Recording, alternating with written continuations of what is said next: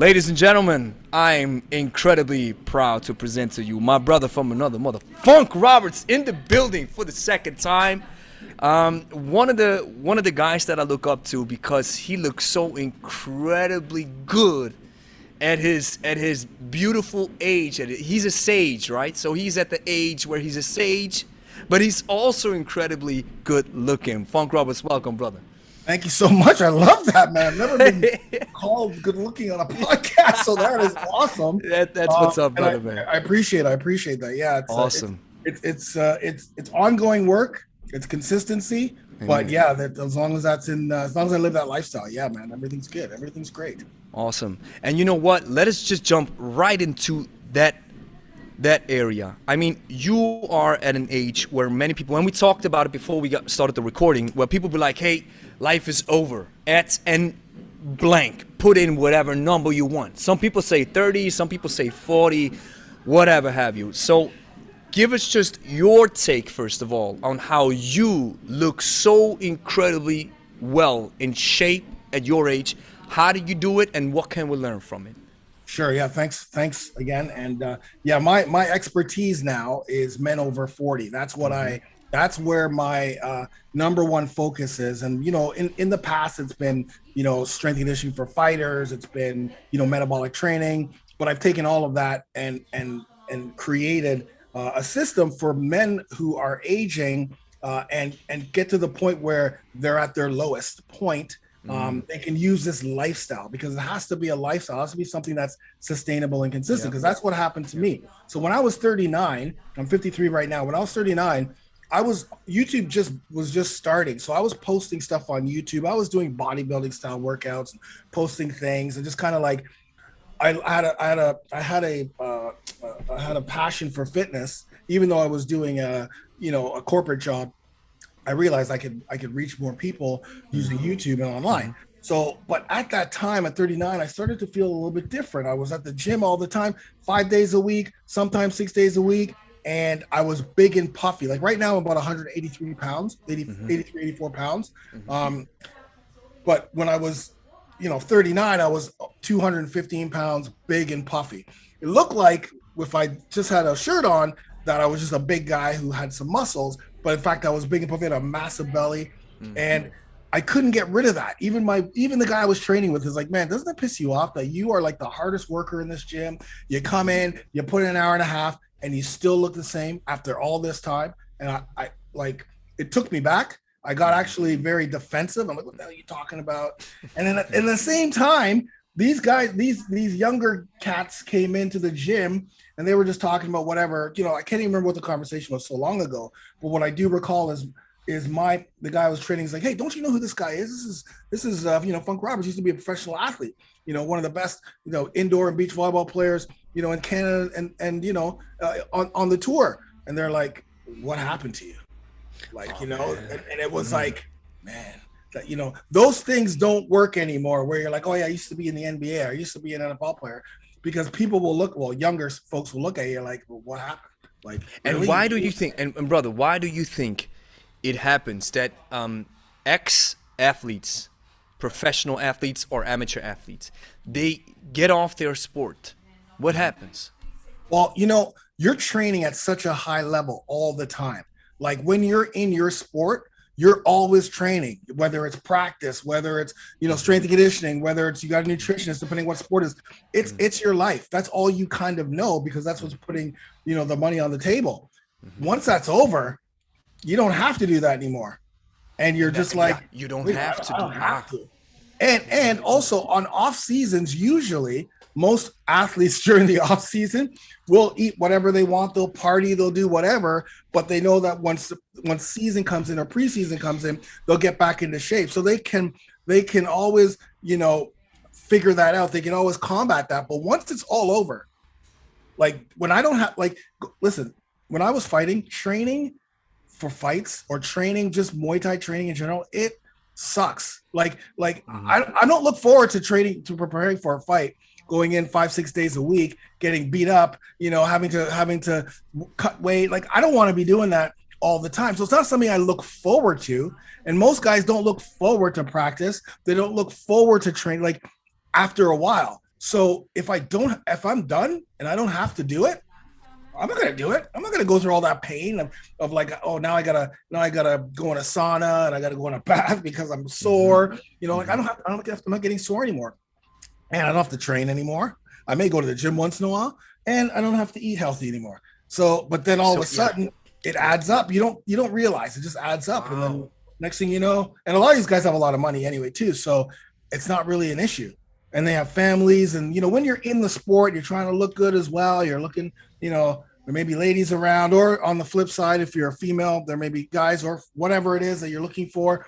You're in it, but once you're out of it, it's like, and that's something that's hard to fathom for people who haven't been athletes. If you live the athlete life, there comes a certain set of parameters that are just a necessity, and this necessity keeps you from getting obese or getting overweight or getting out of shape, because you are actually forced to do it because it's your job, right?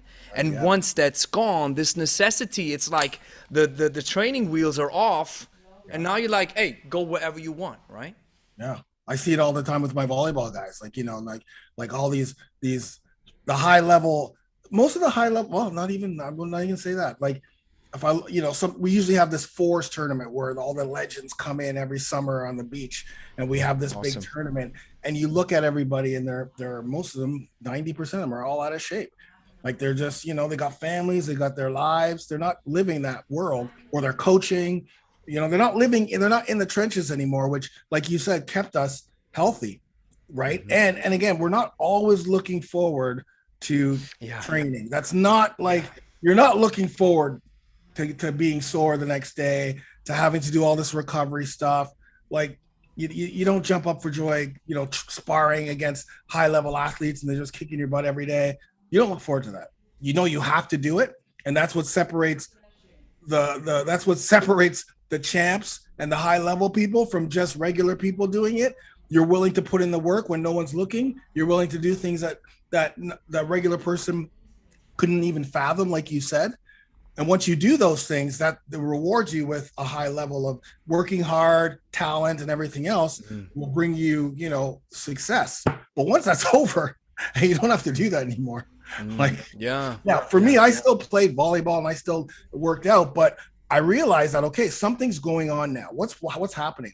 So I get told that. I go home, I take off my shirt, I look at myself in the mirror, and I'm big, puffy, got a big belly. And I'm just like, man, it really hit me inside. And around the same time, the girl that I was dating left me because I wouldn't have sex with her. So she literally said, hey, man, I'm here. I'm beautiful, and you don't want to have sex. So I'm leaving. And that's pretty much it. And it was, it hit me hard because I did not have a sex drive. I didn't have that. So that was happening. That led me down to a little bit more depression. And then I started to mask my manhood because I felt like I lost it. Look at me. I'm overweight. I have no energy. My confidence levels are going down. My girlfriend just left me. And I'm posting videos on YouTube being a fitness guy. Meanwhile, my body is not translating and transferring to what I'm actually showing in the videos because I got a t-shirt on. So what do? Well, I got to mask my manhood. So, I start going to strip joints. I start doing drugs. I start partying, trying to get that, going down the negative route of trying to get my sex drive, trying to get my manhood. All of that stuff led me into addiction, led me into a very deep, dark road because I didn't know what was happening with my body. I didn't know what was happening with me. I wasn't the same person. And then until I got to a doctor, yearly blood work, he's like, dude, man, your testosterone levels are like 150. Like, and at that point, I didn't really like testosterone was a thing, but it really wasn't. Like, I was like, how could I have that? I'm big and massive. There's no way I could have that little testosterone. He's like, how's that possible? Yeah. He goes, that's nothing to it. Like, that's nothing to it. First of all, you have a big belly, which means you have estrogen, too much estrogen. Because number one, if you see men with big bellies, they have too much estrogen. So that's number one. That's a big sign. That's a big sign of too much estrogen. So he's like, you're very estrogenic because I was drinking a lot. and you just have low testosterone. So I So was yeah, going through. and let's break that down because it's so fascinating. How does that translate if a man is gaining a lot of weight and fat cells, especially in the visceral area, right, in your stomach area? How does that translate into the hormonal changes? Why is Yes. that? Yeah, so estrogen is a female hormone. We need a little bit of estrogen because that's going to help with our sex drive and healthy sex life. But too much will increase, which increases fat storage. That's what estrogen does for us. That and you get that fat storage in the boobs. That's where man boobs come from, and in the stomach, right? So right, and estrogen blocks testosterone. Testosterone is our number one male hormone. We need it for everything: fat loss, muscle growth, confidence, sex drive, energy, weight loss, manhood, like drive, everything is our lifeline. And at the age of 30, your testosterone levels naturally decrease 1 to 2% every year. So just naturally it's decreasing. So if you're not living a life that feeds it, it's going to be low. So you're saying that how are those hormones affected? So that's estrogen. So again, we need a little bit, but too much in the body is going to block testosterone. It's going to increase fat storage. It's going to give you female-like qualities. Then we have cortisol. Cortisol is a stress hormone that we need. We need it throughout the day. My cortisol levels are probably high right now because we're talking like this. So we do need cortisol, but it's the chronic. Cortisol is also a stress hormone. So whenever we're in a situation that we need to be focused, or like in the gym working out, or when we're waking up, we need that cortisol. But too much causes belly fat storage, causes a host of health issues, chronic health issues, stress, right? And it blocks testosterone. So those are two right away that are the enemy of testosterone. Then you have inflammation. Too much inflammation blocks testosterone. When your insulin levels are all over the place, blocks testosterone. So these are things that we have to focus more on the hormones than we do just losing weight, right? And so when I realized, well, first and foremost, when I went back to the doctor, he wants to put me on testosterone replacement therapy at that time. And I'm like, there's no way I'm going on that, because at least I knew about that at that point. So I did not want that at all, because that's just going to destroy my testosterone forever. So, or for a long period of time, obviously, because you're masking your testosterone. So that's when I went down the hole of trying to figure out, what do men do as we age? How do you increase testosterone? Nothing. Zero. No information. Information about over 40 for women, but nothing for men. Like nothing for men. And that's like 12 years ago, right? And so I just dived in. I talked to a few hormonal specialists, which I had access to, and realized that I had to change the way I worked out. So more metabolic, total body workouts.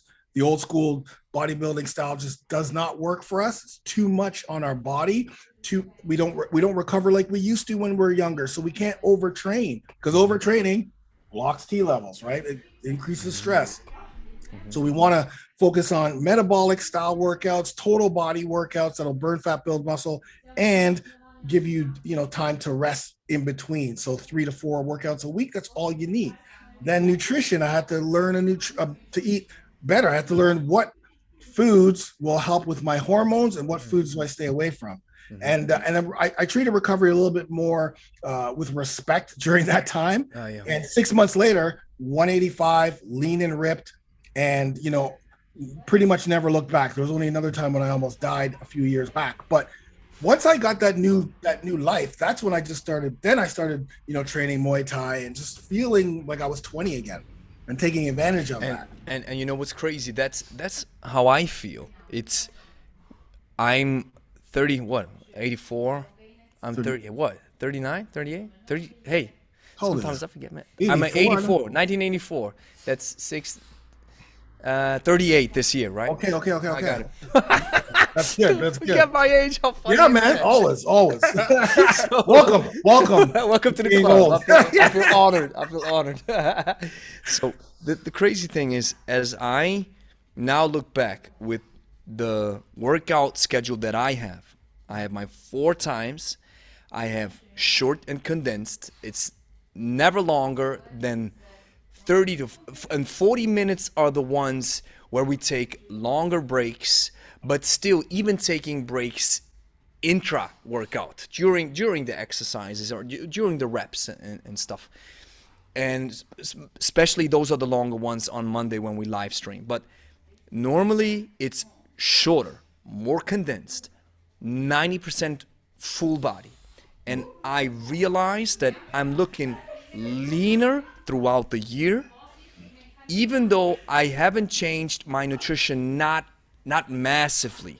I think I've always stick to a pretty well-rounded diet, but this is something that I'm feeling. This, and a lot of people say this as well. They say, listen, after getting into kettlebells, which is nothing less than, if you treat it properly, than full body training, people are saying what you say. It's that I feel like, or I even feel better back when I was 20.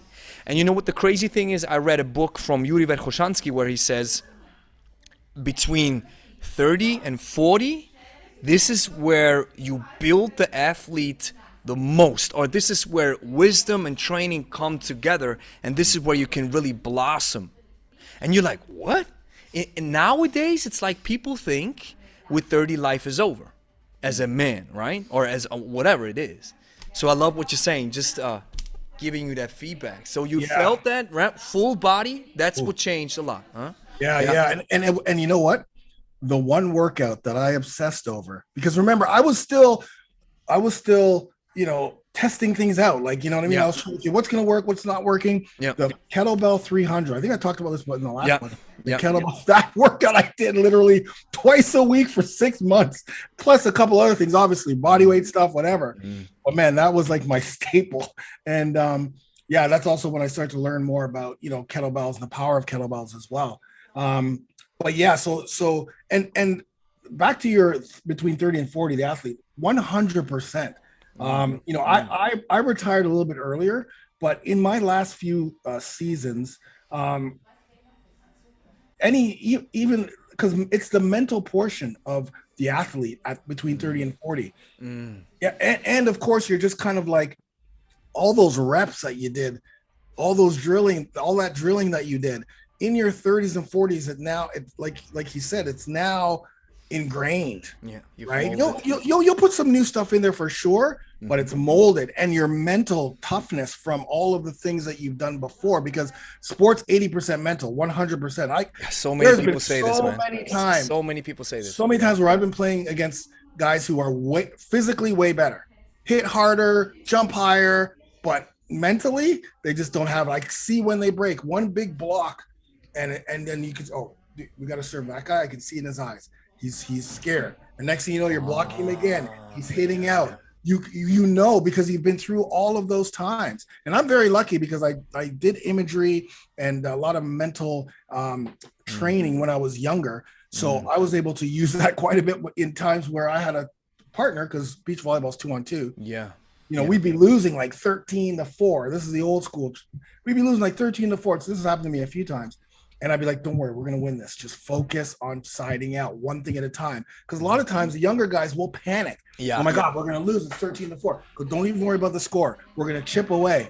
And because I've been in these situations. And next thing you know, we win 16-14. Why? Because you see that the other team is trying to rush the win. And they get overconfident, right? They try to rush, or I'm trying to play not to lose. You see that in a lot of other sports. And then the other guy said, "No, I'm coming. And then you see that total change. You see that in tennis quite a bit. It happens in tennis a lot. You'll see guys that they're winning, and then they're up 4-1, and then they're just putting it in, while the other one, the other opponent is coming hard because they have nothing to lose. And next thing you know, the tide starts to change, and then that person gets tight. You can tell when someone gets tight. Basketball, you can see it. They're shooting. He's really tight. He's not going through the same. He's not loose. Yeah, it's everything's football. You see it in every sport. When someone breaks. I know 100%. In fighting, I know 100%. When I watch UFC and MMA, I know, okay, this guy, he's breaking right now. You can tell in his, you can tell in the eyes. It's very difficult to explain to somebody, but you can see it in the eyes. Oh, this guy's done. This guy's done. Like, there's been times where I'd be, getting blasted and blasted, and you can see in the eye if that person hasn't taken you out, you can see it. They're just like their eyes change. It's like, oh, this guy's done. All right, now it's time to pick them apart, and they start picking apart. Next thing you know, you win. Mental toughness with standing full blast and not losing your focus, or just still waiting for the perfect move. Doesn't matter what sports you're playing. I think with kettlebells, I think that's the beautiful analogy to kettlebells is when you are especially engaging more in the kettlebell sports side of things, where you are jerking or long cycling, right? You have jerks.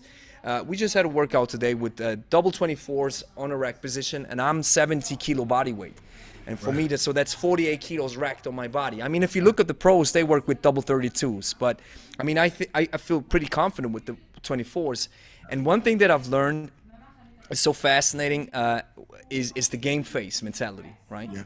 And game face it's even scientifically proven, especially from that great book from Yuri Verkhoshansky, where he says, if you engage in cyclic activities, then your face is a mirror of your technique.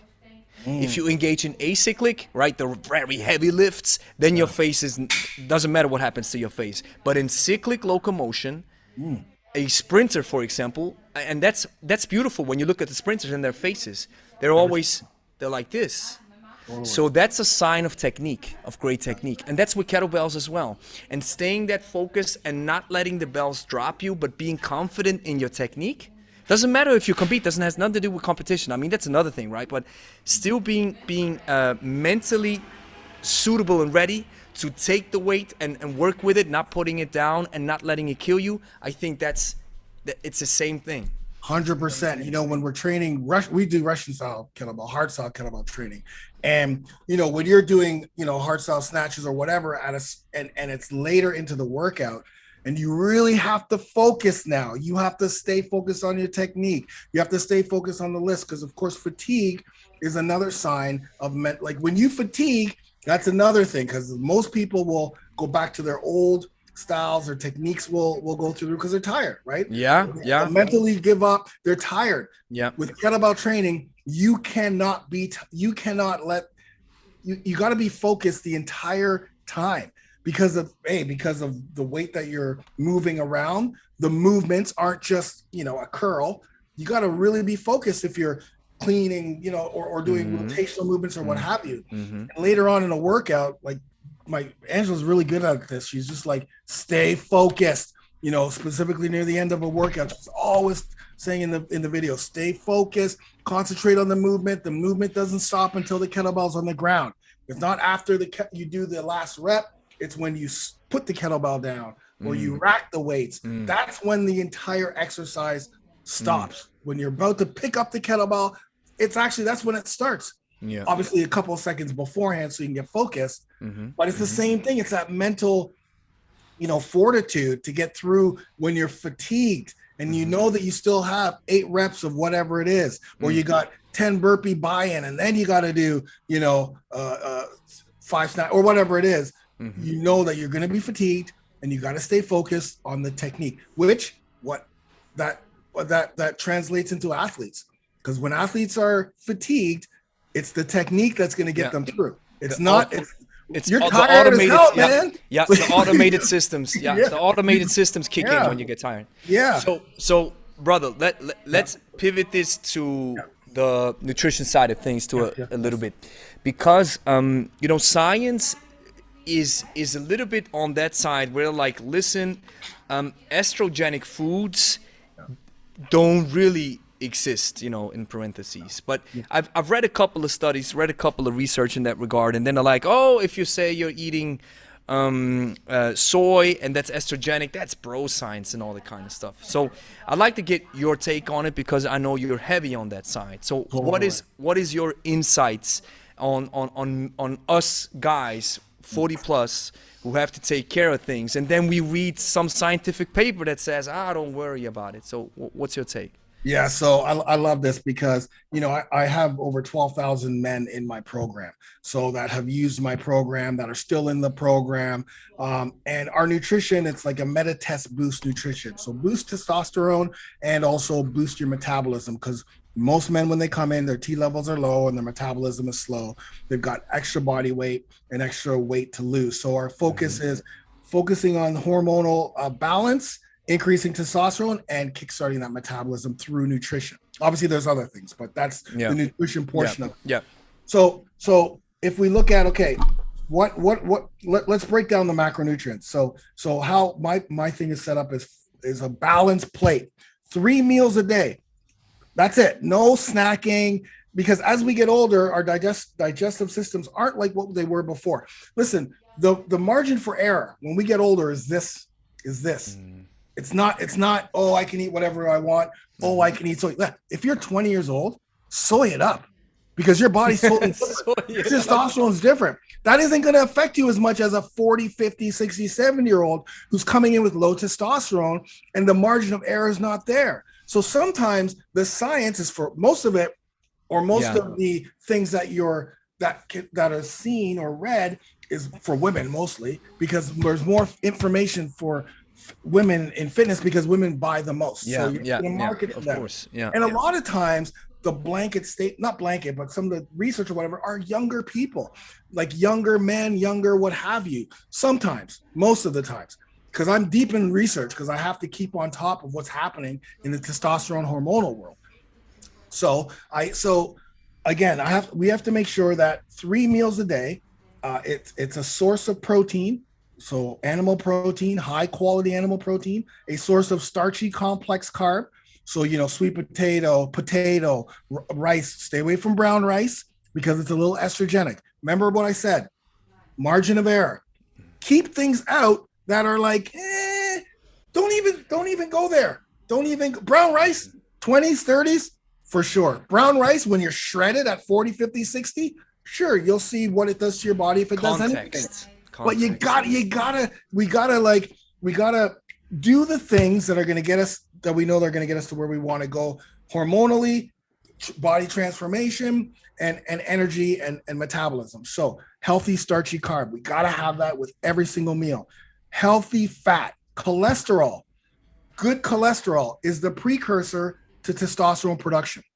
You need good cholesterol in order for testosterone to start the production process in the morning. So if you're not eating healthy fats through, avocado, some nuts, olive oil, coconut oil, MCT powder, animal protein, some eggs, depending on then your testosterone levels are going to be low.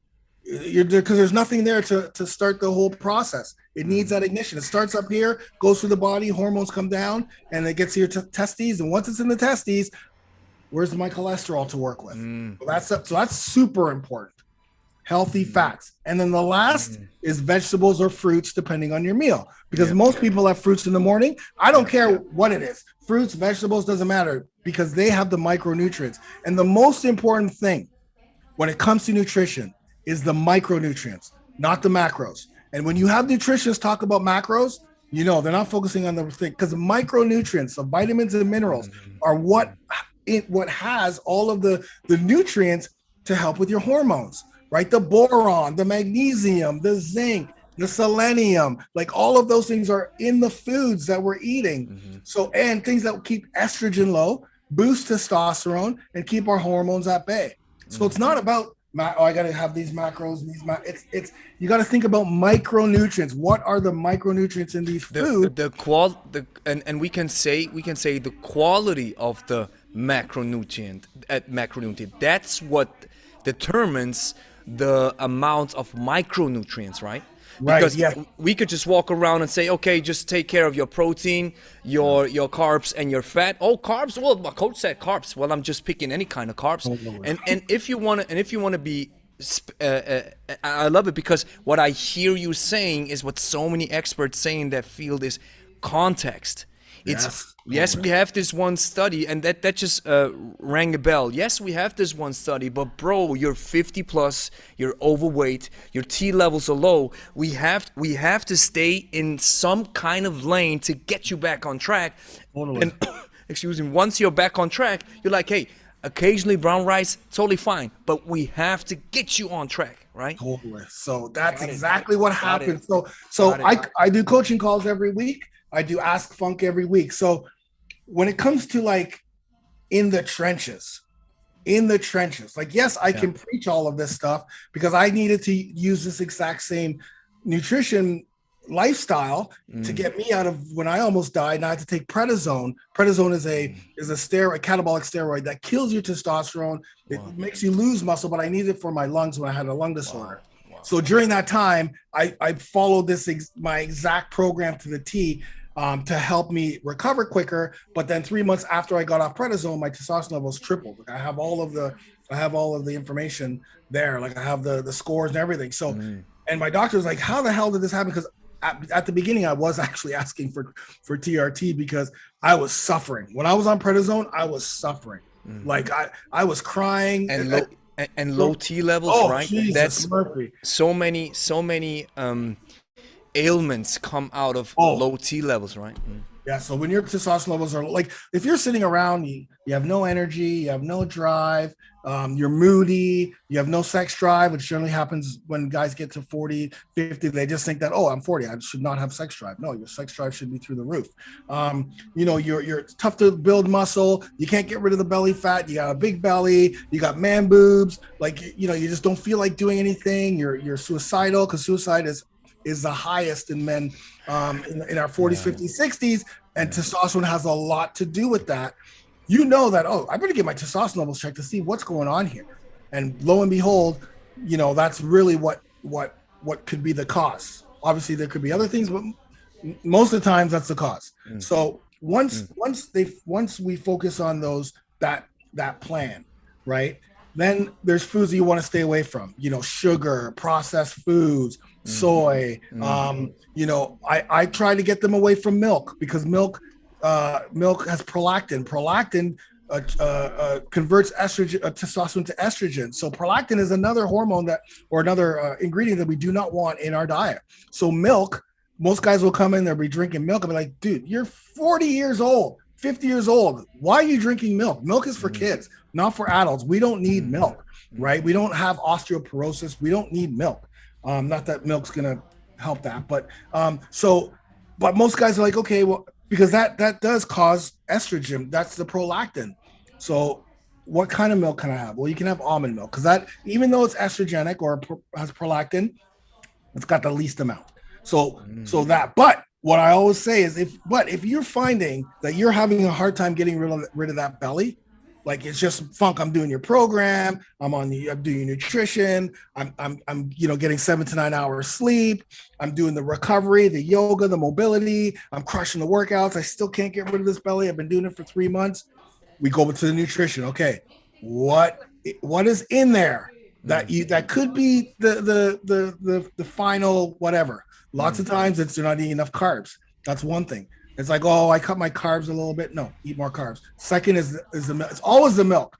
It's always the milk. And then I tell them, don't drink milk. Don't put it in your smoothie. Give it 2 months, and every single time. It's like fun. And brother, when you say when you say, for example, and let's just cycle through, because it's for people, most of us, we don't live in a lab, or we have family, and it's not easy to always just follow one rule. But let's just playing devil's advocate here. Okay, I'm not drinking milk, right? Yeah. And are you the type of guy who says, listen, you leave it away completely? Or if somebody's saying, listen, the only thing that I'm doing is I have my coffee, a little sip, and I'm done, and they're not lying. It's 100% true, and you see the results down the line, and it's like, hey, listen, if we say don't eat it or don't use it, Yeah. What's the amount, right? When somebody Yeah. thinks, okay, I never, because Yeah. what I have seen is, especially because we work with a lot of women, and maybe that's a different game, but what Totally. we have sometimes seen is when we say don't do it, that people get a negative attachment or negative sentiment towards that food, and then sometimes they tell themselves, I'm not supposed to, and then your brain is working like, oh, I'm not supposed to. So that's why it gets Very more good. interesting. So what's your take on that? I'm so happy. So my number one thing in my program is educating the men on why these foods do, why are these foods on this list? Because the goal of this nutrition lifestyle is it for it to be sustainable. The lifestyle that we have, you can do it anywhere because I travel quite a bit. It doesn't matter what country I'm in. It doesn't matter where I'm at. I can put a source of healthy fat, Yeah. healthy protein. Like I can do it. Yeah. Doesn't matter where I am. Yeah. If I'm at a restaurant, whatever, unless Yeah. I'm at a fast food. So Yeah. I want to make it very easy, very simple and sustainable. That's number one. Number two, I have to teach them why. Why are these foods good? Why? What happens to your body when you eat these foods? Your hormones when you eat these foods. When they know that that milk has prolactin. Like I'm not just saying don't drink milk because it's going to make you fat. I'm telling them the reason why you're not drinking milk is because it has prolactin, and prolactin will convert to estrogen and it will block testosterone and have that belly fat. That's why we keep that out. Plus, a lot of people are lactose intolerant. They don't understand that. Yeah. So that's why we keep it out. When you get to, so I always say to this, if listen, it's totally up to them if they want to drink milk, if they want to do whatever they want. But if you keep coming back asking me about the abs or the belly fat, listen, man, if you want to lose that belly fat, you gotta take things out for now until you get to where you want to be. And that's, I always say this, once you're where you want to be, once your body feels good, your energy feels, most everyone's energy feels good. I'll tell you, when people come into the program, when guys come into the program, they're at their lowest, like they're overweight, they, you know, all of the things, right? Chronic health issues, diabetics, like it's crazy, right? Once, so their only goal at the most, their only goal is to lose weight. That's generally what the goal is. But as they come in, I teach them about testosterone. They learn about what the reason why they're probably overweight and the type of workouts and recovery. So now they're going through the different phases. We got 36 phases. That's 36 months. So they start going through the phases. They start losing the weight. They start, losing the fat. And by phase 6, it's about the six pack. Like in phase 1, it's nothing to do with six packs. They're like, I don't even care about the six packs. I just want to get rid of this. Just the basics, right? That's what, but then all of a sudden it's like, oh my God, my body's completely changed. My clothing has changed. I have to buy new clothing. Now I can see my abs for the first time. I want the abs. And they see all their other brothers with abs. Like, I want the abs. So then it's okay. You're good. Obviously, when you're really overweight, and you change your workouts, your nutrition, the sleep, the lifestyle, you're going to lose a lot of weight for sure. Right. And we use dumbbell workouts to help build muscle because we also suffer from sarcopenia, which is a natural loss of muscle. So we got to make sure we're doing metabolic resistance training, body weight training, whatever, and kettlebells when that's introduced. But it's funny because that's the last thing on their mind. And I always tell them, listen, you're not going to be the same guy. In 6 months from now, you're going to be a totally different person. You're physically, emotionally, your life is going to change. The way you treat your family, I'm telling you, you're going to be a different person. 6 months down the road, life's changed. Things are going incredible. Now it's the abs. It never fails. It's the abs, and then it's that question. All right, let's break it down. You've been doing this for this long, and maybe now they're in phase 8. Maybe now they're phase 8 and they're like, I still have the belly. All right, we got to start pulling things out if you want to get to that point. And then, maybe you want the belly. That's cool. That's so incredibly important. Ciao, Christel. Tschüss. That's so incredibly important for us to understand. Listen, if you want to go, most people are here, right? Yeah. So then they start getting into the program, then they are here. Awesome.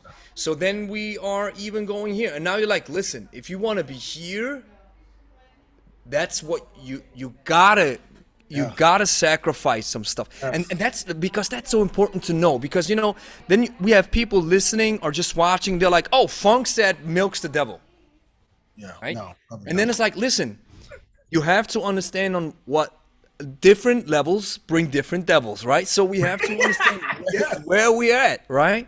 Yeah. That's so amazing to know. Yeah, you just because again at the beginning you're just trying to like I always say, you're just changing your nutrition. So just focus on the meals. We don't count calories. We don't do any of that stuff. It's just all I want them to do is make sure that there's a source on their plate, and then everyone posts their meals. Like always, they're always posting their meals every single day. People post their meals so that everyone else can look at them. I also post my meals because I follow by example. So that would be black rice, chicken, etc. So once they start to feel different, because obviously you're going to feel different, you're going to start to look different, you're going to have more energy, your metabolism is going to start to go. Then, like I said, as you go down the road, things change, right? Your why is going to change. Your why when you came in was like, I want to lose weight because, I want to keep up with my kids. Now it's like, oh, I want to get that six pack because, whenever, summer's coming and I'm going to the beach and, I'm 45 years old and I want to blah, whatever. Or we have athletes. We have former athletes in the brotherhood. So my goal also is to get those former athletes back into the things they used to love to do. So once they start losing weight or once they start getting like more fit, because as you go through the program, the workouts get tougher, more challenging, then it's like, oh man, I want to run a marathon, or I want to do the Alcatraz swim, or I want to, go back to playing basketball. That's the craziest thing, right? Because people come up with these new thoughts that before they didn't have them. Gosh, that's second watch, right? Yeah. She wait. She has to say hello, Angie, Shatsi.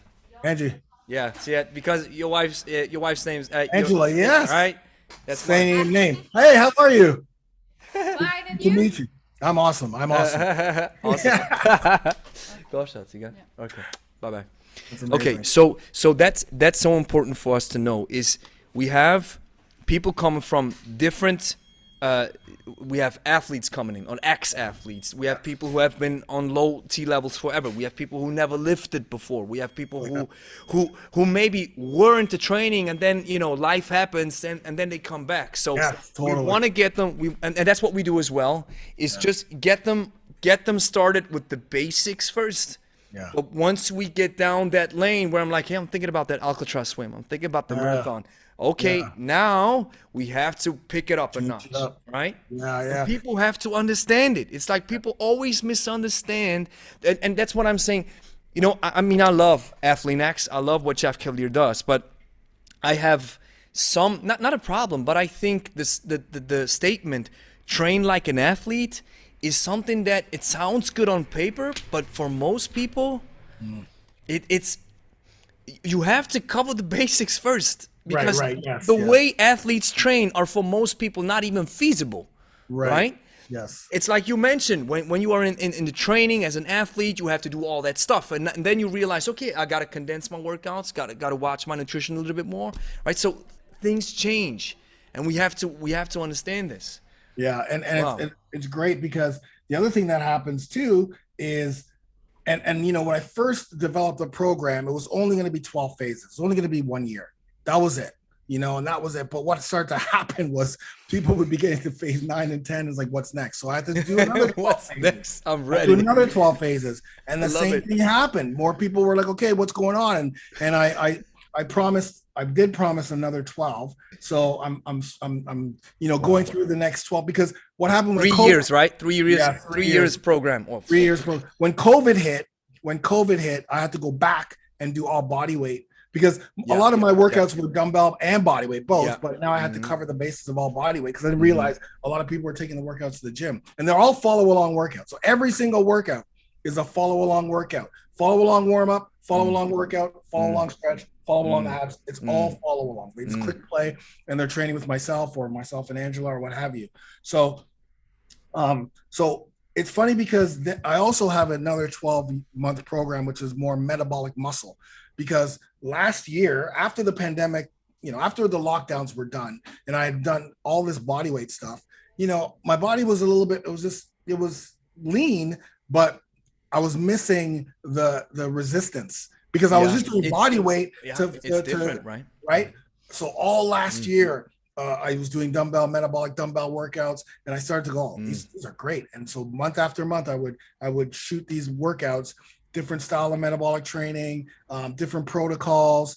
And then I created a program for that because I realized that the same thing was happening to these guys. They were losing weight and they were getting lean. Now they want to put on muscle. Now they want to build more muscle, right? They want to build more muscle because now their bodies are changing. They've got the testosterone going, their life's changing. They're feeling good. They're feeling energetic.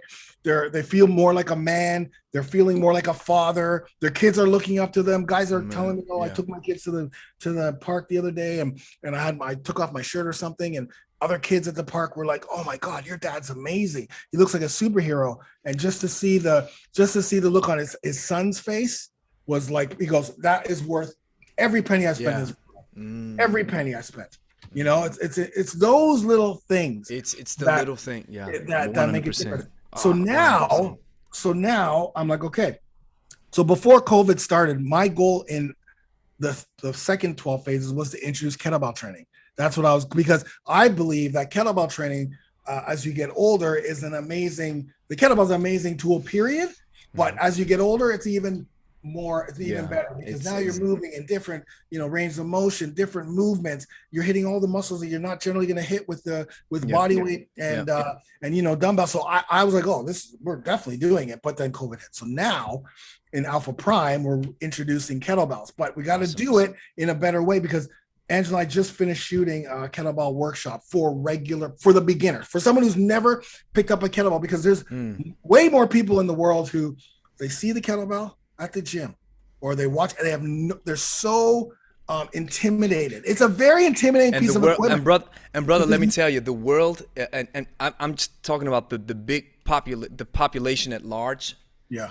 They don't know anything about kettlebells. We think, and maybe you have that same feeling. If you are in the fitness training or in your niche circle, you think everybody's celebrating kettlebells. But the truth of the matter is, most people have never heard. They maybe know dumbbell, barbell, machines, fitness, gym, okay, but the kettlebell is so incredibly new still. And I love what you say. It's such a powerful tool because I recently, one of the amazing things that adds to the kettlebell, the ballistic element makes it so unique. But one other thing that I knew, but Valery Fedorenko, he's a heavyweight, honored master of sport from Russia, a beast. He said it. You know what it is? Loaded mobility. You have loaded mobility. Every time you pick it up, you take it for a spin.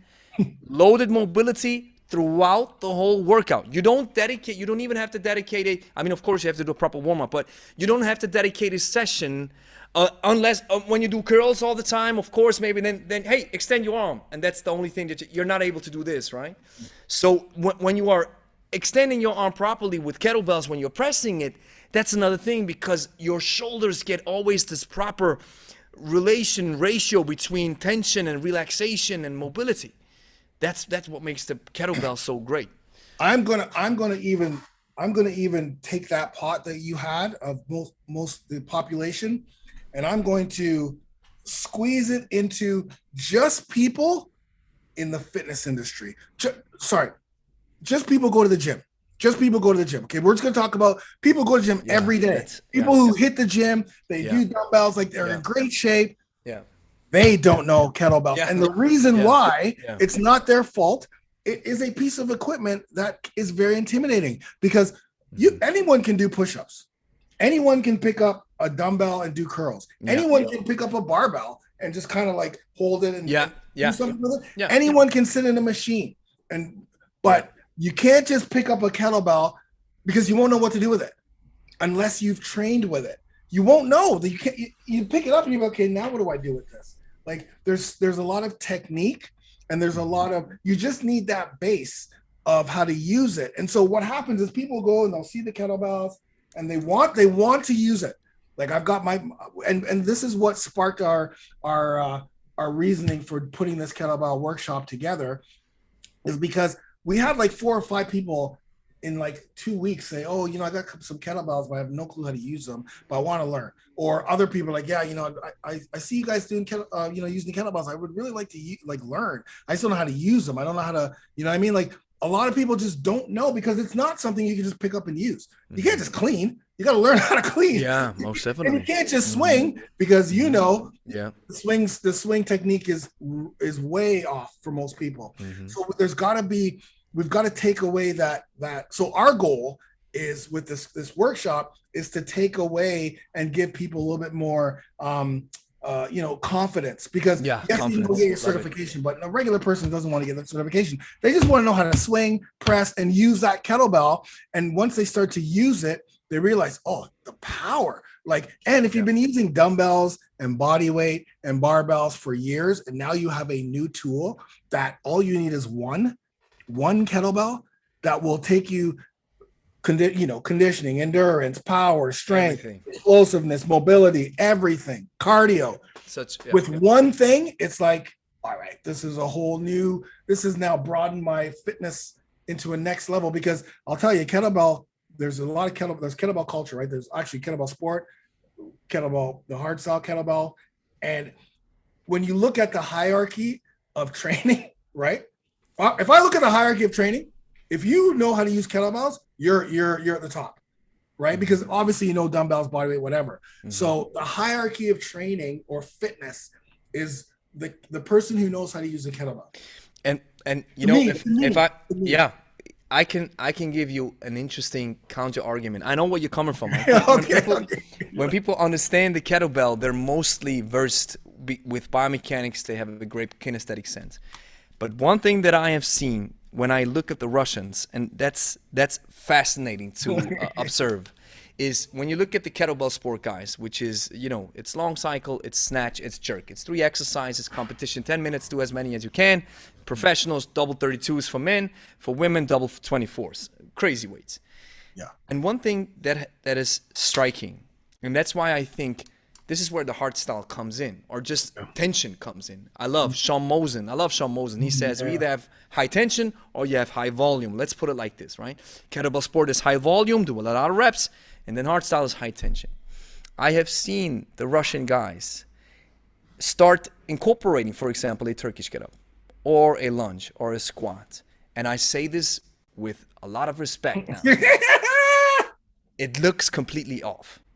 Right. You have the guys and the gals who are snatching 32 kgs 200 times in 10 minutes with one arm switch. They do a Turkish get up and it looks completely off. Why? Because you're not molded to the exercise. And in kettlebell sport, that's what I love about kettlebell sports. The difference between to hardstyle is you are always in relaxation and tension, just like boxing and fighting. Yes, you can't be tense all the time, right? In fighting, you have to be loose and be quick, right? Yeah.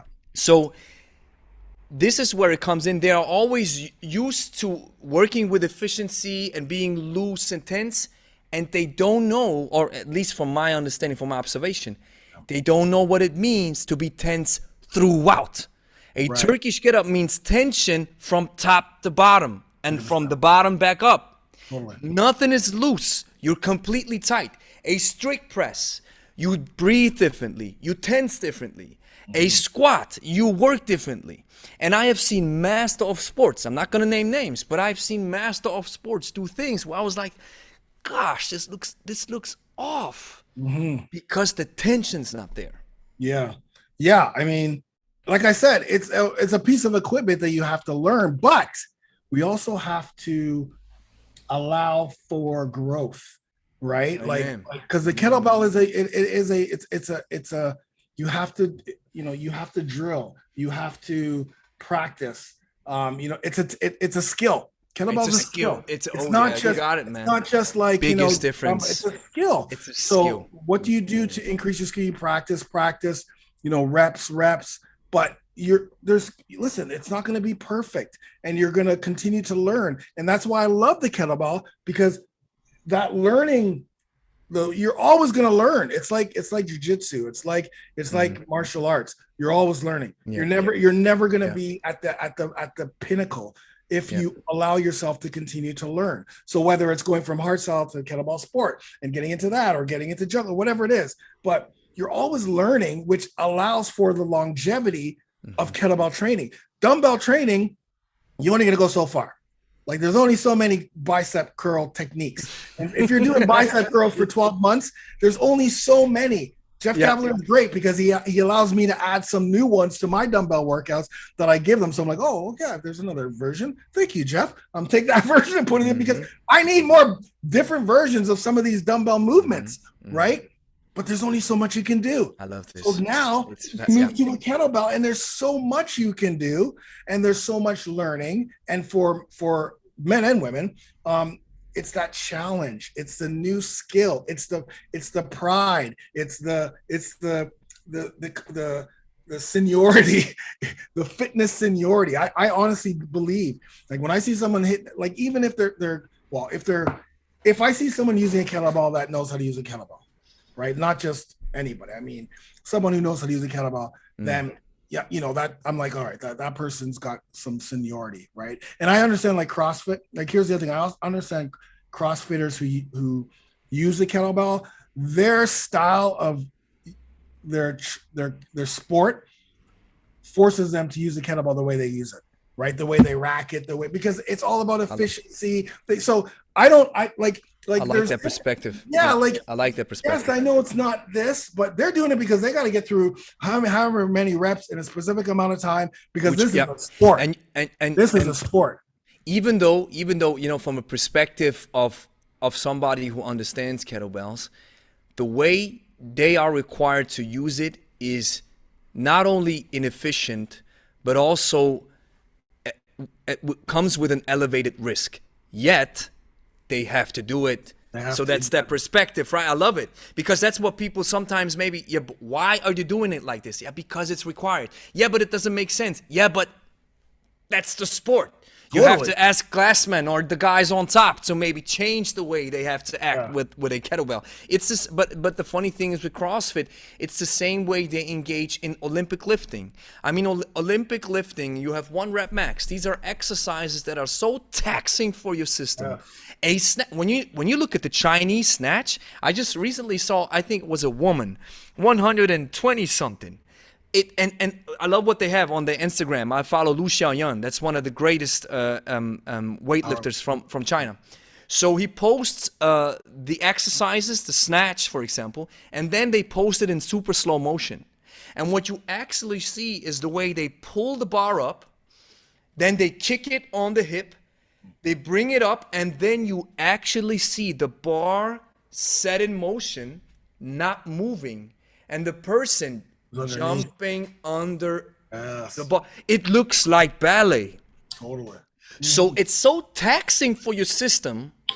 So if you do it for reps, you're bound to elevate injury risk. That's a fact. That's a fact, brother. That's sport. Like if I told you that in a practice, I've literally spiked 1,000 times over and over again. Yeah.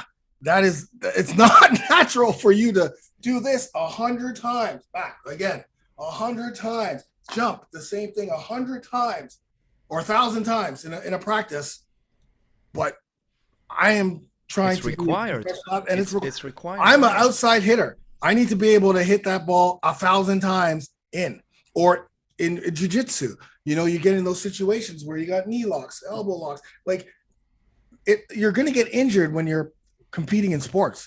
That's part of, because the risk reward in certain sports like football. I mean, you're hitting someone like this every single play, whether I have the ball or not, I'm getting hit, right? So it's the risk reward. Yeah, it's not the perfect. And that's why, and see, brother, that's the reason why it's so important for people to understand, train like an athlete. Well, you're not required to do these things, so don't do them as much unless you want to, and I recently had a conversation with somebody about competition. So I was like, listen, I love what you say. It's the risk to benefit ratio. And I have another term that I use. I call it the effort to benefit ratio. So you put in X amount of effort and the benefit is no pay Okay, so you're telling me you destroy your shoulder joint for no pay. For me, this ratio doesn't fit. Totally. You're a professional football player who gets paid millions and you've broken your knee. Well, at least you got the money in the bank. So effort to benefit ratio. Wait, you're a guy who wants to get in shape and you think you have to destroy your palm skin every time you start snatching? Well, I'm snatching like the pros 3 times a week and I completely obliterate my hand skin. It's not necessary. But hey, if you want to do it, do it. Yeah, exactly. That's it. Like the perspective of I mean, it's risk reward, right? Like that's what it is. You know, if you want to be the top level, if you want to be an athlete, there's a lot of, you know, pain and injury and when I played back in the day, there was no let's do mobility recovery, let's do all of this. That wasn't part of it in the 80s. Let's go in the late 80s. Just go. No, just go. I don't feel well. Just go. Yeah, there's no like guys smoking before matches. When I played in Europe, my teammates are smoking before matches. Like, what is happening here? That's just it, right? That's it. Like, there was none of all of the things that we know now. Now, we're so advanced now. We're incredibly advanced. Yeah. Now, I know that I won't have. You know, if I started now, I would take care of my shoulders and my knees and you know whatever else. You know, come with a jumping sport, right? You take care of those things with mobility and recovery and all nutrition. But my nutrition was horrible back then. But I was also younger, and when you're younger, you can recover fast. That's that, right? Yeah. I love this margin of error. That's fascinating to understand. It's like, and that's especially with the kettlebell. It's the same thing. I love what Pavel says. Pavel says heavy weights are instructive, and I'm always saying, proper weights are instructive because the margin of error decreases the heavier the kettlebell gets. So you can't just fool around with a 24 kg because it's going to teach you, hey, you don't treat me like that. Yeah. I'm in control here, bro. Yeah, most definitely. Gravity. I am the captain of this ship, okay? Gravity and me were best buddies, so you better watch out, man. And you said something that's so great that we use a lot in our workouts is no matter how light the kettlebell is, you treat it like it's 70 kilos. I love this. Like so whenever we do the chest, it's always like exactly how you would do a 32 kilo. You treat that 8 kilo the exact same way. Don't just pick that 8 kilo up. You pick it. It starts with the setup and the movement, like you're moving it like it's gonna be 32, because as you get better, that will be a 32. Yeah. Or that will be a 28 or 20 or 24. And if you could consistently train your body to do things, picking it up the wrong way, putting it down the wrong way, doing things the wrong way, just because it's light, 100% you're gonna do the exact same thing. 100. It's habits. When it's heavy. Building and when you're tired, you always go back to your old mechanics. You always go back to your old mechanics. That's what fatigue does to you. Building good habits. Go back. So you just got to do everything. Like that's why I hit the ball 1,000 times, because when you're tired, you drop your elbow or you do things that will not be efficient in the 5th set, 14-12, when they need you to side out against the team and they're setting you the ball. And you're tired because you just went through a rally that went back and forth, and you just jumped 3 times. You got blocked a couple times, but the ball's still in play. And now it's now it's 14-12. You need this point to win, and you're so tired, and you just gone through, and you got 3 blockers up. But I have this is my mechanic. I did it 1,000 times, so it's there. You give me that perfect set, I'm putting it away, and that's because of the repetition. But my shoulder paid for it. But we won the match. We won, and everyone's happy. Yeah, you know, it's what when I asked Dan John, he was a discus thrower, so he was like, "Now, what do you think the discus did to my spine?" Oh God, exactly. Of course, it did things to my spine, but then I love what he said. The next thing he said, "Yeah, but it paid for the scholarship of my kids. It paid for the house." Totally. So that's the effort to benefit ratio. If this doesn't work, then okay, I've obliterated my shoulder. Well, what do you get out of it? Well, at least I got a 200 pound bench press. Well, I don't know if that's worth your shoulder, my man. and then 2 years later, when you're in the gym and some guy comes up to you like, oh, I used to be able to bench press 200. Oh yeah, what happened to you now? Now, well, what happened to you now? That I hear this, so, and I hear, when you're in that business and weight loss and stuff, people always come up like, yeah, I was 40 pounds, 40 pounds lighter 2 years ago, and I don't say it, but I know. with women it's different. With women it's completely different. Maybe with guys, I'll be like, yeah, bro, what's up now? Exactly. Totally. Who cares what happened? So that's why I'm saying that's when we are teaching and training stuff, I'm always saying, listen, the habits that I want to teach you, these are the ones that are going to follow you until you're 6 feet under. 100%. Anything else is just short term. And that's it. Short term, there is maybe a case for short term. I have a photo shoot, I have a wedding, then I want to look my best. Yeah, but you don't want to lose it all after everything's said and done, and after that short term moment is over. That's why we have to build good habits. That's what you said. Pick up the 8 kg like a 48. Right. And I was always wondering. I was like, why is Pavel saying treat the kettlebell like it's loaded? I was like, what is this? Then the first time I got to handling arms, weapons, come to find out, the first rule of shooting a firearm: treat the gun like it's loaded. Right. This is where Pavel got it from, right? So this is why treat weights with respect. That's what it is. That's what it is. And you said something about the short term, getting ready for a photo shoot, which I'm going to be doing next week. So I'm putting my body into a very stressful place, mind and body. It's not very fun getting prepared for a photo shoot or wedding or whatever.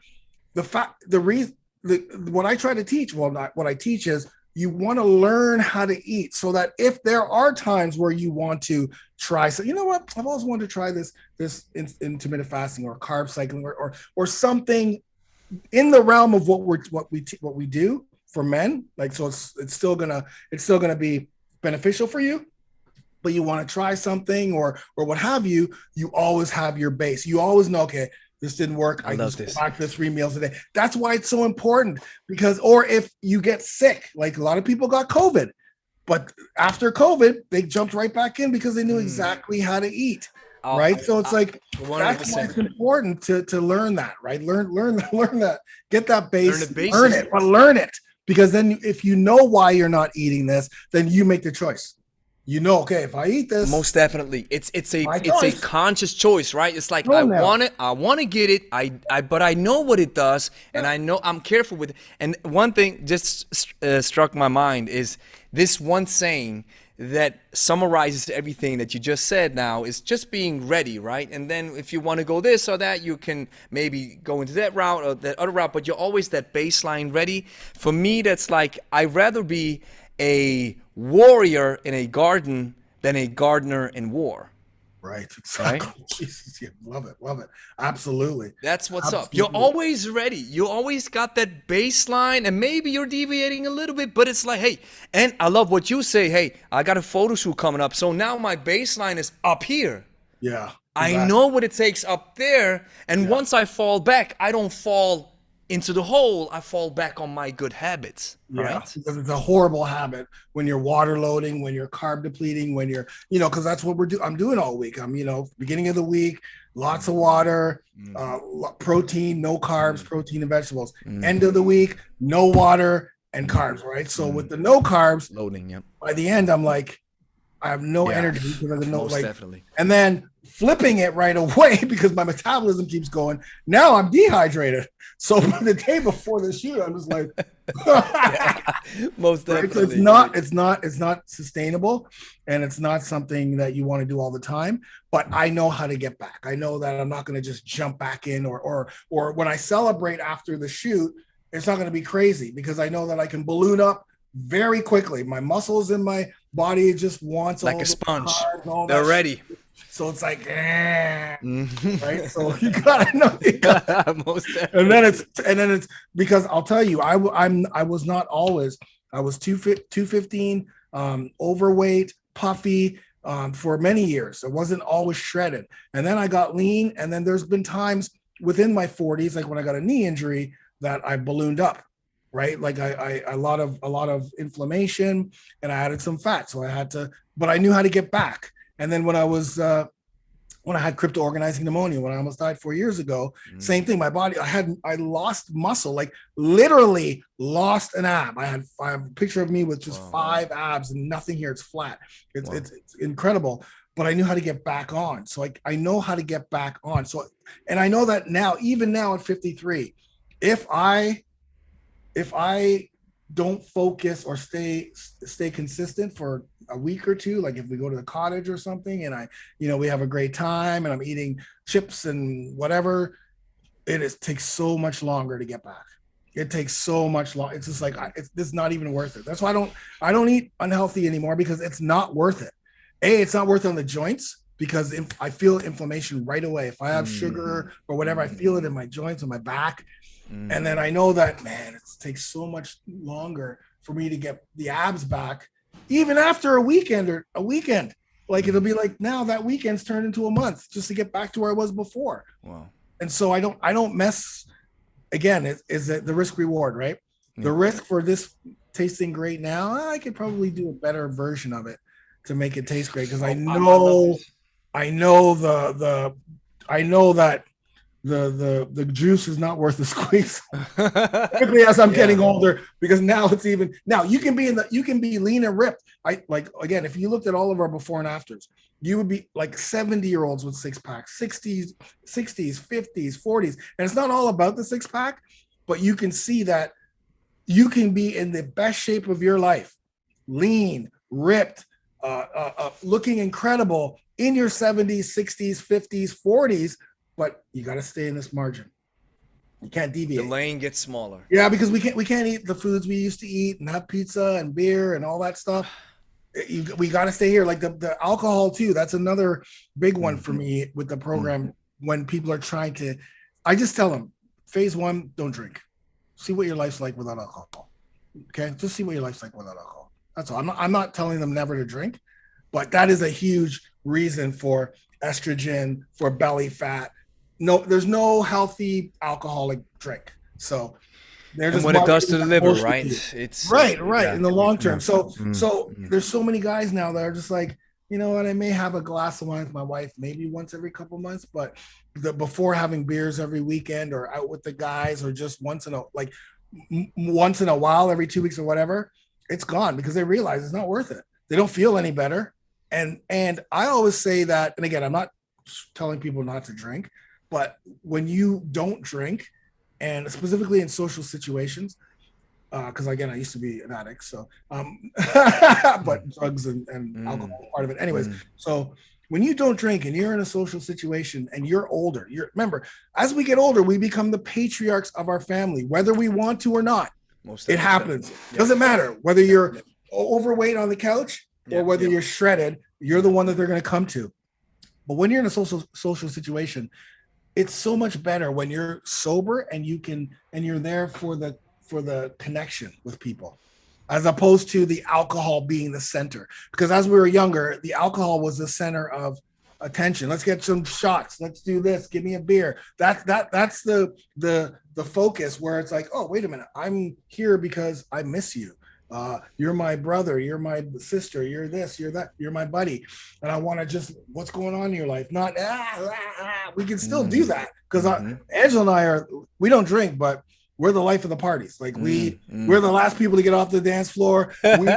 We watch everyone get drunk and take care of people. We love it. We literally love it, because we're able to just connect with people, even if they're drunk, doesn't matter to us. But it's just much more of connection. When you're actually sober, and you can see people. And if you're the patriarch, you want to make sure everyone's okay, make sure you're okay. You don't want to be the one hammered, them pulling you off that's my dad. His head's in the couch because he's hammered. Now you don't want to be that guy, man.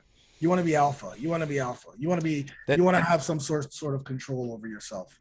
That's why I think you're 100% on the mark. I think it's so important for us also to understand that when life happens and you get older, especially as a woman, of course, as well, but as a man, it's so easy to get distracted from so many, or there's so many deterrents, right, in life. And I have learned, and I'm also telling this to our clients, and I tell this to because we have mostly female clients when it comes to our weight loss programs. And I tell them once they have matured to a certain level, I always tell them when they ask, well, what can I do against these hungry feelings, right? And when I, you know, they have settled to a certain extent, but they're still there. And then I'm like, you know, I wish I could tell you, do X, and it'll happen. Yeah. But truth of the matter is, we have an ancient brain in a modern world. So the ancient brain is always looking for high caloric, highly palatable foods because back in the day, that's what kept us alive. Right. Now we have access 24/7, so it's hard for us to cope with it. So maybe there's a day where you have to realize I'm walking around, Angie and I, we always say this, we walk around with handbrakes. They are handbrakes. If I let, and then people are like, well, for you it's easy. No, it's not. No, it's not. Because if I let loose my handbrakes, I'm all out. 100%. I'm all out. I have these urges and senses as well. But because I have control, I have mastered them to a certain extent with these handbrakes, I know exactly, all right, this is the limit. This is where it stops. Yeah. And the strategy behind it, right? Like, what am I going to feel like 10 minutes after I eat this? What? Because you know what you're going to feel like 10 minutes after you eat some shitty food. You're going to feel like shit. You're going to feel great 5 minutes after, but 10 minutes after, it's like, why did I eat that? Why did I do that? Right. And the other thing I always talk about with these guys, and Angela is the queen of this, is you got to suffer. Oh, If you yeah. don't Yeah, suffer, that's what. and if you don't sacrifice, you're not even living. You have to live. Part of life. You have to be suffering. There's got to be things that make you suffer, that you have to sacrifice, that you have to be doing on an ongoing basis to try to and keep yourself, everyone says, outside your comfort zone. But suffering and sacrifice keeps you outside your comfort zone. Because comfort is what causes us to just no, I don't want that. I'm just gonna do this now and tomorrow. Oh, I had a shitty day at work. Yeah. Yeah. I'll get back on it tomorrow. It's what DMX said. He said, to live is to suffer. Yeah, man. And to survive is to find meaning in the suffering. Oh, totally. That's exactly Dark Man X. You know what? That's Rest in probably peace, where man. Angela got that from, because Angela's favorite rapper is DMX. Yeah. There we go. That's where she got it from. DMX is he's. I'm like you. Anyway. And it's crazy. You take it away from these people who have really went through hardships. And I mean DMX, he was. It really broke my heart he passed away. Rest in peace. But when. It really broke my heart when I saw him when he was having these heavy fallouts with cocaine, and he was like, "Hey, I told him I was like, hey," and you're like, "Damn, bro, what happened, brother?" He completely fell off. Yeah, it's tough. And then you see this, and it when you see situations, I mean, with the thing that I've experienced now with my brother, it's the same thing. Yes. When the suffering that takes place, but it's just that there's somehow it's meaning, it's life. But the funny thing is, I have so many things going through my mind. But I have to say, we have to be aware of the fact that today we live in a world that tells us that suffering isn't good, that you have to have your safe space every 5 seconds, and that if you don't like something, you can yell at it and be entitled to something else. And that goes completely against what nature has what life really is, right? Exactly, 100%. That's why I'm trying to build these alpha men out of these guys back to getting, because yes, you're right. That's exactly what this world is steering us towards. And in order for us to reshape the next generation, it's our men. It's also our women. Don't get me wrong. Yeah, most definitely. I just focus on men right now. It's our men who need to focus on their queen and their kingdom, and just being that alpha man who who is who's inspirational, and who their kids can look up to, and who regains all those values that we used to have, that with the family values and all of those things that are strong, that made our society strong, right? There's many societies that are broken right now. And I live in North America, so it's a very broken society right now. And so the only thing I can do is try to help these men regain their manhood, their mindset, and their life, their health, their life. Because once they have that, then their life totally changes. It's unbelievable. And the other thing, the last thing, just before, because I do have to go pretty soon. Yeah, most definitely. The last thing, I don't want to keep it too long, brother, man. I just love talking to you. I know, me too. The last thing is the camaraderie. So the thing that I wasn't expecting out of the brotherhood was, I have men from all over the world, from all religions, all backgrounds, all races, all colors, all sizes, all experiences, coming together in one place. We don't talk religion, we don't talk politics, we don't talk pop culture. We focus on our health and our mindset and helping each other become the best we can be. We have all these guys here saying they love each other. I love you, brother. Don't worry. People are being very vulnerable inside that brotherhood because they know no one judges. Nobody judges. Why? Because everyone started in phase one. Like, people don't come in and go to different phases. Everybody starts in the same phase, which means everyone has been on the same journey. Some people are in phase 24, some people just started, but everyone's on that same journey. So some guy who just starts, posts a picture, totally out of shape. Oh man, I just finished workout number 1, phase 1. It killed me, man, it was really difficult. All you have are guys going, don't worry, I remember that workout. It was rough for me. You know what? It's going to get better. Instead of suck it up, you're just be a man, all the other things that I see in other places. Yeah. It's totally opposite, because everyone's gone through the same journey, or going through the same journey.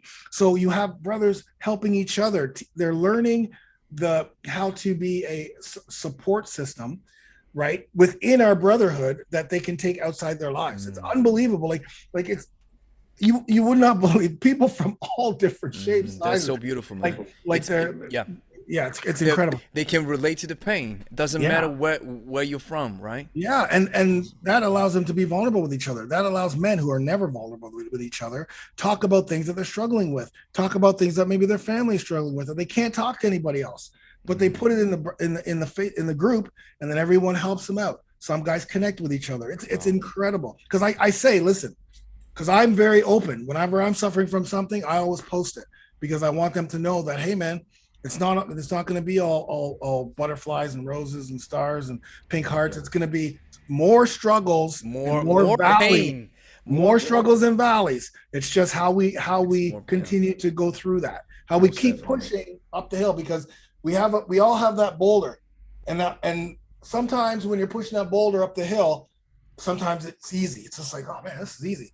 Other times you're literally barely pushing it up, and other times it's kind of like it's a struggle, right? The last thing you want to do is let that boulder like overtake you, because then you're down at the bottom again. You never want to do that. You never want to look back. You're always looking forward, and sometimes it'll be easy, and most of the times it'll be tough.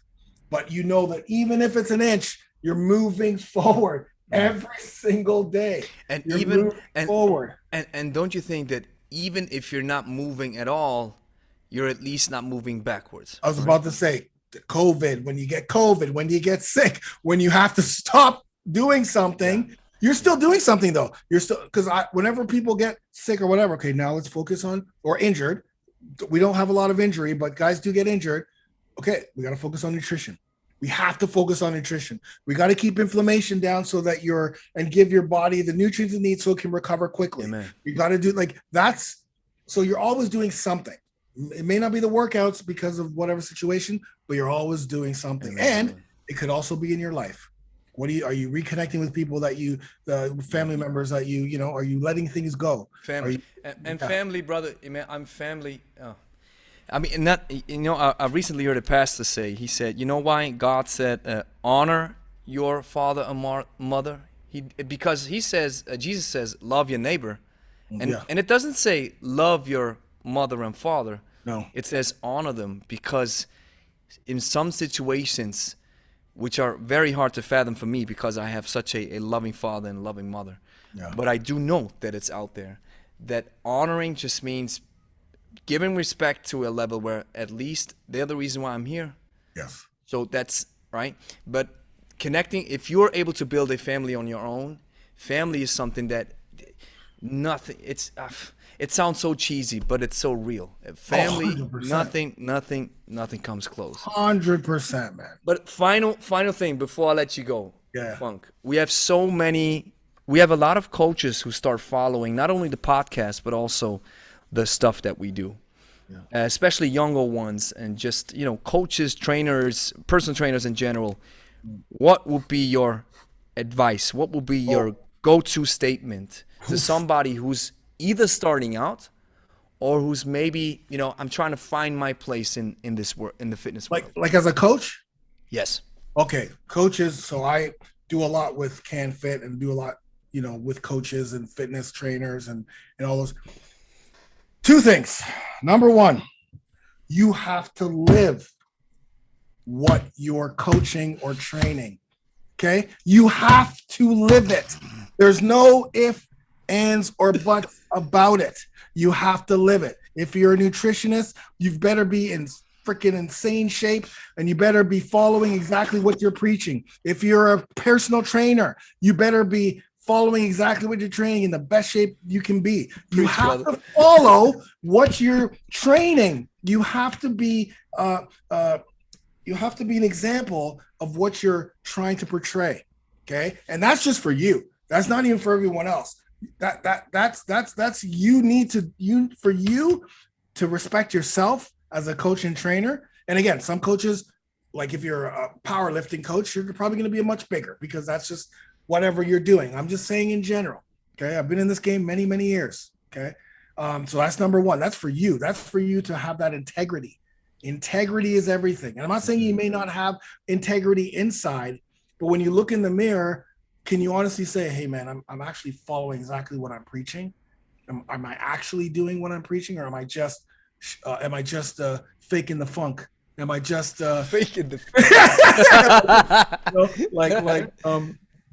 so that's number one. Seriously. Brother, before you move to number two, why do we even have to say this? Why is number one so big? Why is it not a self-fulfilling prophecy? Like, this is automatic. You don't even have to say this. Why do we have to mention this? Listen, man, it's all about, like, you have to be able to live and know exactly what your clients are going through. But it's a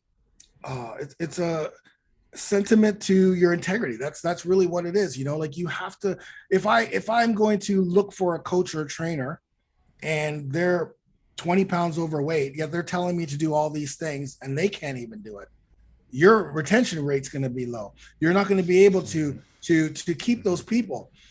For me, it's just about the integrity and just for themselves, right? Like, you just got to know that, like I said, when you look at yourself in the mirror, am I really representing what I'm doing here? Or am I just putting the wool over everyone's eyes, just to make a little bit of money, right? Live it, because the more you live it, the better you'll be able to teach it. The better you'll be able to let people know, listen, I live this, I know this, I can relate, right? That relatability is going to be key for people to come to you and for you to attract those people. And the second thing is, you have to be results driven, 100%. I see it so much, or used to see it when I went to the gym. There'd be trainers training that same person for a year, and that person doesn't change a bit. They look exactly the same because it's only a paycheck for them. It's money for the trainer. You need to get results. You have to be results driven, because if you're results driven, you're going to put passion behind what you're teaching, because you want them to get the best results. And when people get the best results, like not even if you follow number one, live what you're doing, and number two, get results, is your business going to explode, because you're results driven. You live it, so you have that experience. As you're building more certifications or whatever, you're actually living what you're preaching. So when you live what you're preaching, the knowledge is just going to continue to grow. Like I live what I preach. So my knowledge base is way more than just someone in the industry that I do that kind of just preaches it. Right. I live this, man. I know, you can see it. I live it. But when you get people results, they're going to keep coming back to you, and they're going to buy more things off of you, and they're going to do more things with you. Most people have a different thought process that, oh, if I get this person results, they're going to leave me and do it on their own. No, man. Why would you leave someone who got you incredible results?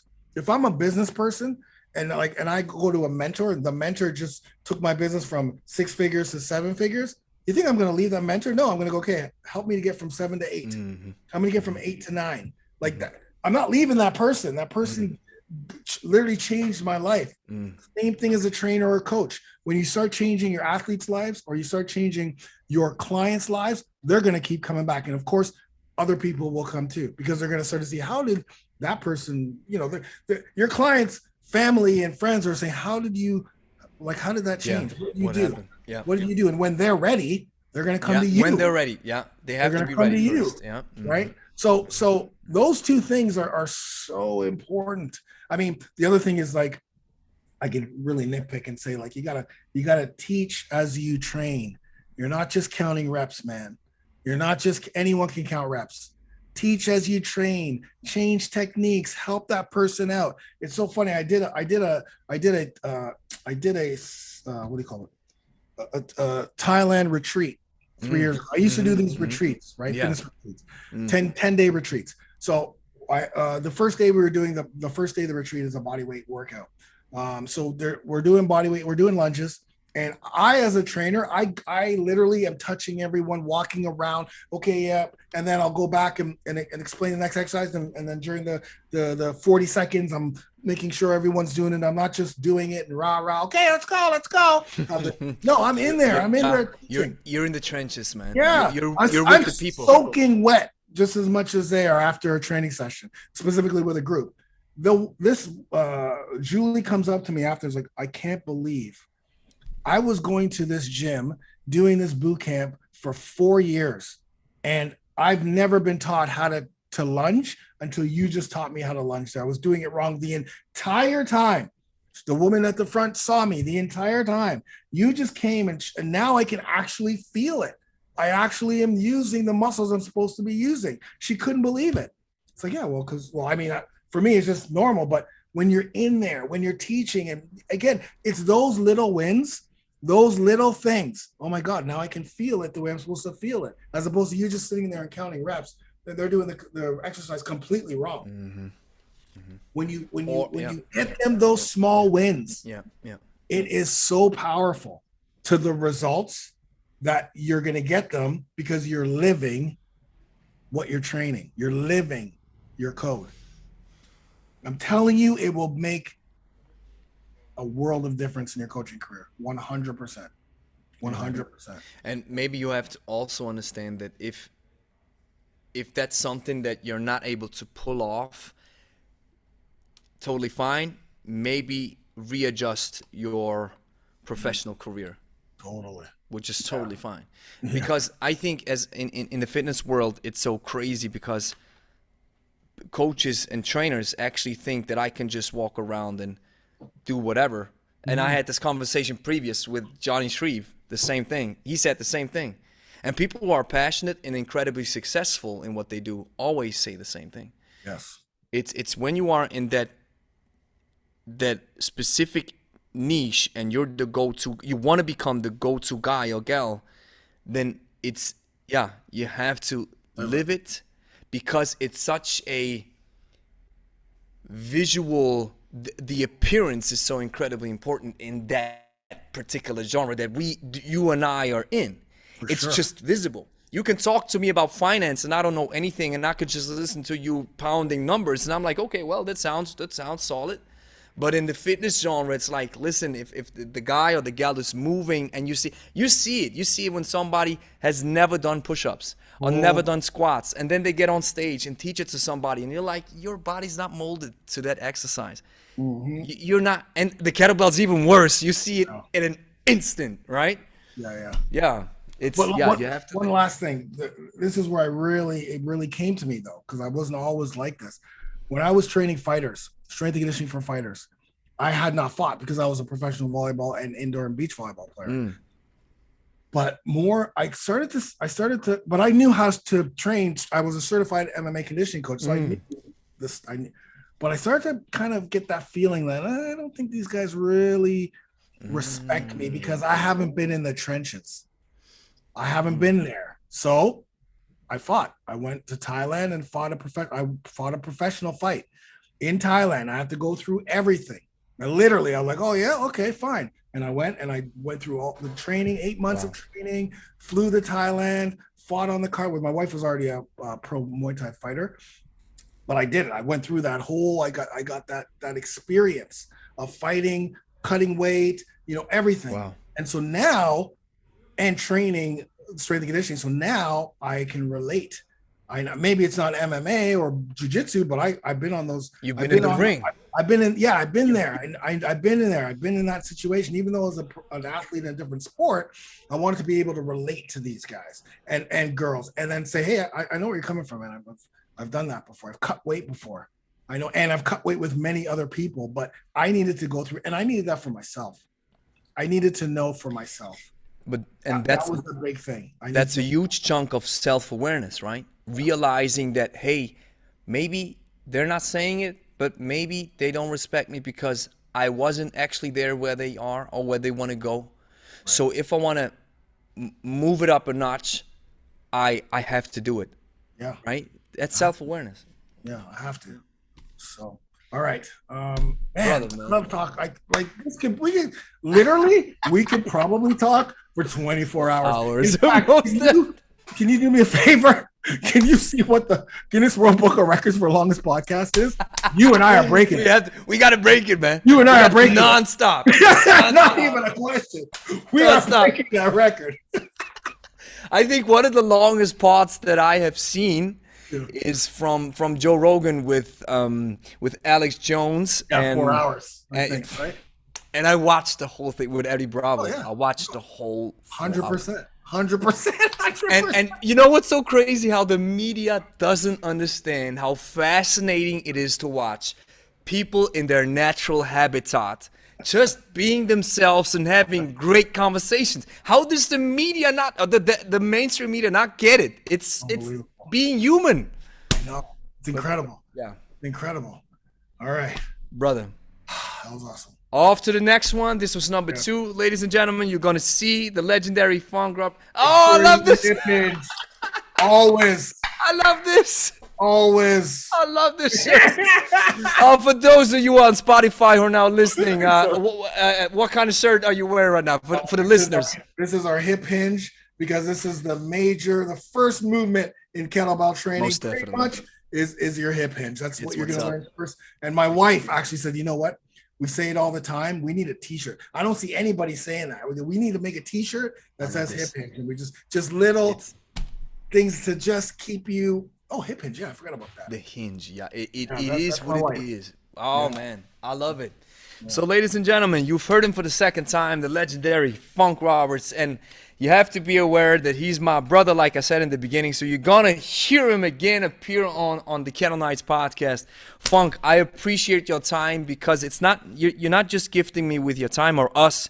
You're also gifting me and us with your knowledge. You've been in the game for so long. Like I said, maybe those folks who tuned in for the first time didn't get it, and now they're getting it. One of the first kettlebell workouts that I've done and that I've watched was yours, the Kettlebell Chaos, which I still love. I still think it's so awesome. And man, you're the man. And I appreciate it, man. Me too, man. I appreciate you very, very much. I had an amazing time. I have to be somewhere. I have to do something at 12, but this trumps it. This conversation we're having here trumps it. That can wait. That can wait. Awesome. Thank you so much, brother. Man. I love you. I'll catch you in the next one. I love you too, brother. Send you a lot of love from Switzerland to Montreal? Toronto. Toronto. Yeah. Awesome. Brother. On to the next one. The world of kettlebells is dominated by two training styles called hardstyle and kettlebell sport. Although vastly different in nature, they have been proven to work and give you the most bang for your buck whenever you pick up a kettlebell if you apply the technique correctly and are able to differentiate between the two. Now, for beginners, this task might be understandably confusing. With our upcoming hybrid style masterclass, in 100 lessons, you will embrace the emergence of the hybrid style movement, where you will learn how to combine the best of both worlds and become a master at handling the kettlebell. Join the next revolution in kettlebell training now and sign up for our early birds list to stay up to date and receive an exclusive discount on release week. Link is in the description.